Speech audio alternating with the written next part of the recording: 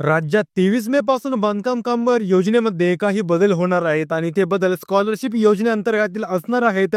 तरी देखील तुम्ही बांधकाम कामगार असाल आणि जर तुम्ही भविष्यामध्ये स्कॉलरशिपचा फॉर्म भरणार असाल किंवा जर तुम्ही फॉर्म भरून ठेवलाय पण तो फॉर्म पेंडिंग मध्येच दाखवतोय, तर या 23 मे पासून तुमच्यासाठी महाराष्ट्र सरकार आनंदाची बातमी देणार आहे आणि ती तुम्हाला कळायलाच पाहिजे की जेणेकरून तुम्ही जो बांधकाम कामगार योजनेचा स्कॉलरशिपचा फॉर्म भरला आहे तो तुम्हाला त्याची 100% स्कॉलरशिप जी आहे ती खात्यामध्ये मिळणार आहे. आणि तुम्हाला काही जे कामं आहेत ते करायचे आहेत किंवा तुम्हाला मी सांगितलेले 2 ते 3 काही कामं आहेत ते करायचे आहेत जे की महाराष्ट्र सरकारने त्यांच्या ऑफिशियल नोटिफिकेशनमध्ये सांगितलेलं आहे.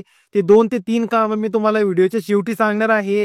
पण त्या अगोदर राज्यामध्ये 23 मे पासून ही जी बांधकाम कामगार योजना आहे आणि त्यामध्येच जो स्कॉलरशिपचा क्लेम आहे त्यामध्ये कोणते नवीन बदल झालेले आहेत की जेणेकरून जे बांधकाम कामगार आहेत किंवा ज्यांनी फॉर्म भरलेत किंवा जे भविष्यामध्ये आता जून जुलैचे नवीन फॉर्म भरणार आहेत ते जे फॉर्म भरतील ते लवकरात लवकर अप्रूव्ड होऊन त्यांच्या खात्यामध्ये जी काही रक्कम आहे ती जमा होणार आहे. तर मित्रांनो, ही संपूर्ण माहिती तुम्हाला आजच्या व्हिडिओमध्ये कळणार आहे, त्यामुळे व्हिडिओला थोडं देखील पळवून पाहू नका, शेवटपर्यंत पहा. कारण आजचा हा 23 मे पासून बांधकाम कामगार स्कॉलरशिप खात्यात जमा होणार या संदर्भातील व्हिडिओ जो आहे तो सगळ्यात महत्त्वाचा असणार आहे. त्यासाठी लवकरात लवकर या मराठमोळ्या व्हिडिओला लाईक करा आणि चॅनलला सबस्क्राईब करा की जेणेकरून असाच नवनवीन व्हिडिओ सर्वात आधी तुम्हाला पाहायला मिळतो. आणि या दिवसापासून ते दुसऱ्या 2-3 दिवसांपर्यंत असेच 23 ते 24 तारखेपर्यंत महत्त्वाची व्हिडिओज आपल्या चॅनलवरती अपलोड होणार आहेत आणि ते संपूर्ण व्हिडिओ तुम्हाला पाहायचे आहेत की जेणेकरून तुम्हाला भविष्यामध्ये या योजनेचा संपूर्ण जो लाभ आहे तो मिळणार आहे. आता महाराष्ट्र सरकारने GR द्वारे आपल्याला काय सांगायचा प्रयत्न केलाय आपण ते सर्वात आधी जाणून घेऊया. त्यानंतर मी जे तुम्हाला कामे सांगणार आहे ते 100% तुम्हाला करायचीच आहेत. आता यामध्ये बांधकाम कामगार मंडळाकडून म्हणजेच तुम्ही जो फॉर्म भरलाय त्याला जे मंडळ आहे ते कोणतं आहे, महाराष्ट्र इमारत व इतर बांधकाम कामगार कल्याणकारी मंडळ, हे जे मंडळ आहे ते तुम्हाला बांधकाम कामगार योजनेचा प्रत्येक अर्जाचा लाभ जे आहे ते देण्याचं काम करतं. आता यामध्ये यांनी काय सांगितलंय की 23 मे सरकारी शिष्यवृत्ती अर्जाबद्दल नवीन घडामोडी समोर आल्या आहेत.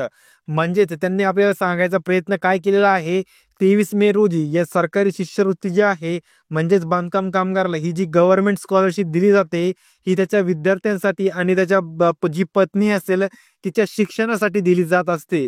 या संदर्भातील 23 मे रोजी एक सगळ्यात महत्त्वाची जी घडामोड आहे ती आलेली आहे आणि ती तुम्हाला कळायलाच पाहिजे. ज्यामध्ये पेंडिंग असणारी शिष्यवृत्ती अर्जाबाबत विधानसभेत चर्चा करण्यात आलेली आहे. आता तुम्ही म्हणाल की मी माझ्या मनाने सांगतोय, पण हे मनाने सांगायचं काम नाही आहे. या ठिकाणी त्यांनी सांगितलंय की कुठं बोलण्यात आलेलं आहे, विधानसभेमध्ये याची चर्चा करण्यात आलेली आहे. आता जी कोणती चर्चा आहे आपण ते सगळ्यात अगोदर जाणून घेणार आहोत. पण सगळ्यात अगोदर आपण जो GR आहे तो समजून घेऊया. पण त्या अगोदर जर तुम्ही अजूनही लाईक केलं नसेल तर लवकरात लवकर लाईक करून आपल्या या चॅनलला सबस्क्राईब करून घ्या की जेणेकरून मी यानंतर जो महत्त्वाचा व्हिडिओ टाकणार आहे तो तुम्हाला पाहायला मिळालाच पाहिजे. आणि ज्यावेळेस तुम्ही सबस्क्राईब करता त्याच वेळेस तुम्हाला यानंतरचा पुढचा महत्त्वाचा आणि इन्फॉर्मेटिव्ह व्हिडिओ पाहायला मिळणार आहे. तर मित्रांनो, हा व्हिडिओ देखील तुम्हाला तुमच्या कामगार मित्रांमध्ये शेअर करायचा आहे की जेणेकरून त्यांना देखील ही जी नवीन अपडेट आहे या संदर्भातील माहिती मिळणार आहे. आता 2025, आता तुम्ही म्हणाल की 2024 मध्ये आम्ही फॉर्म भरलेला आहे त्यांच्यासाठी देखील अपडेट बाहेर आलेली आहे.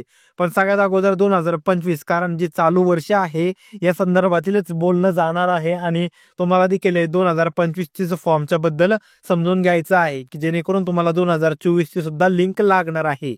आता 2025 या नवीन वर्षामध्ये ज्या कामगारांनी शिष्यवृत्ती अर्ज फॉर्म भरले असतील, आता यांनी सांगायचा फॉर्म कसा घेतलेला आहे की तुम्ही फॉर्म भरले असतील किंवा 2024 या वर्षातील शिष्यवृत्ती अर्जाची फॉर्म पेंडिंग असतील, म्हणजेच तुम्ही 2025 मध्ये तुमचे जे फॉर्म आहेत ते भरले आहेत किंवा तुम्ही 2025 मध्ये फॉर्म भरणार आहेत, या दोन्ही लोकांसाठी हे अपडेट आहे. पण ज्या लोकांनी 2024 मध्ये फॉर्म भरले होते आणि त्यांचे पेंडिंग झालेले आहेत किंवा पेंडिंग मध्येच दाखवत आहे, ते एकतर अप्रूव्डही होईनात आणि डिसअप्रूव्डही होईनात. आता यांच्यासाठी या वर्षातील जी स्कॉलरशिपचे अर्ज आहेत, शिष्यवृत्तीचे अर्ज आहेत, असे फॉर्म पेंडिंग असतील त्या सर्वांना आता स्वीकार किंवा अस्वीकार करण्यात येणार आहे, असं महाराष्ट्र सरकारने आपल्याला सांगण्याचा प्रयत्न केलेला आहे.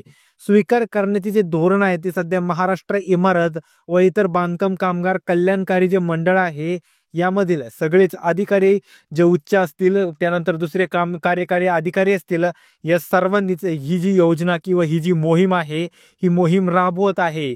तरी ज्या कामगारांनी अर्ज पेंडिंग आहेत, म्हणजे ज्या कामगारांची शिष्यवृत्ती क्लेम पेंडिंग आहे, त्यांना लवकरात लवकर लाभ देण्याचं काम आपलं महाराष्ट्र सरकार करणार आहे. त्याचप्रमाणे जी तुमची योजना आहे, ज्यासाठी तुम्ही स्कॉलरशिपचा फॉर्म भरला आहे, त्यांचे जो अर्ज आहे तो येण्यामध्ये लेट का होतोय, ते आपले एक हाती क्लू लागलेला आहे. त्याचा क्लू कसा आहे, की ते बांधकाम कामगार योजनेअंतर्गत जे वेगवेगळ्या प्रकारचे क्लेम असतात, त्याचे तुम्हाला लाभ दिला जात असतो.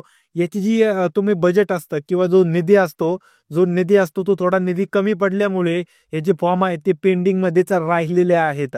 कारण जी लाडकी बहीण योजना होती, या योजनेमध्ये वेगवेगळ्या योजनांचे जे निधी होते ते निधी वेगवेगळ्या स्वरूपात वळवण्यात आलेले आहेत. आणि याच कारणामुळे ही जी तुमची बांधकाम कामगार योजना आहे, याची काही निधी त्या ठिकाणी वळवण्यात आल्यामुळे तुम्हाला या ठिकाणी थोडासा वाट पाहायची गरज पडत आहे.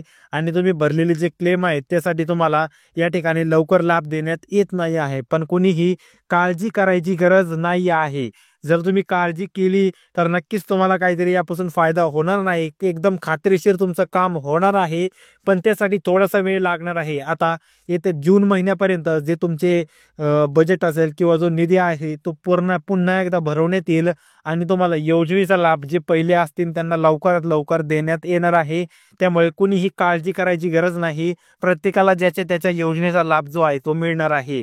आता मी तुम्हाला सांगितलं होतं की व्हिडिओच्या शेवटी मी तुम्हाला सांगणार आहे की तुम्हाला काय काम करावं लागणार आहे, की जेणेकरून तुम्हाला कुठल्याही प्रकारची अडचण येणार नाही.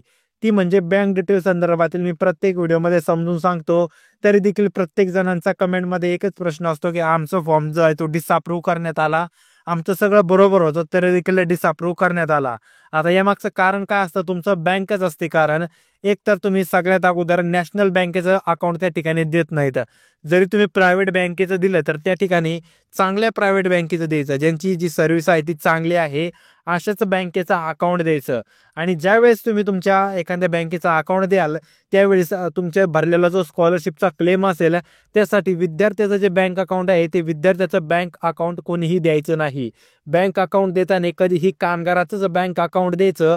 आणि आपल्या महाराष्ट्र सरकारने अशी अट देखील घातलेलीच आहे की ज्या ज्या वेळेस तुम्ही शिष्यवृत्तीचा क्लेम भराल त्याची जी रक्कम असणार आहे ती संपूर्ण रक्कम बांधकाम कामगाराच्याच खात्यावरती जमा होणार. कुठल्याही प्रकारची जी रक्कम आहे ती कोणत्याही विद्यार्थ्याच्या किंवा त्यांच्या बांधकाम कामगाराच्या पाल्याच्या कुठल्याही प्रकारच्या अकाउंटवरती जमा होणार नाही. आणि जर तुम्ही ही छोटी चूक केलेली असेल तर तुमचा जो फॉर्म आहे तो फॉर्म अस्वीकार करण्यात येणार आहे आणि तुम्हाला योजनेपासून वंचित ठेवण्याचं काम आता महाराष्ट्र सरकार करणार आहे. तरी देखील मित्रांनो, तुम्ही अशी चूक केली असेल तर लवकरात लवकर ही चूक सुधारण्याचा प्रयत्न करा. जर तुम्हाला ही चूक कशी सुधारायची यावरती व्हिडिओ पाहिजे असेल तर तुम्ही मला कमेंट बॉक्समध्ये सांगू शकता. यावरती एक सेपरेट व्हिडिओ बनवला जाईल आणि तुम्हाला संपूर्ण माहिती दिली जाईल. तर मित्रांनो, या व्यतिरिक्त काही प्रश्न असतील तरी देखील तुम्ही मला कमेंटमध्ये विचारू शकता. आजच्या व्हिडिओमध्ये एवढंच. भेटूया पुढे इंटरेस्टिंग व्हिडिओमध्ये. तोपर्यंत रामकृष्ण हरी.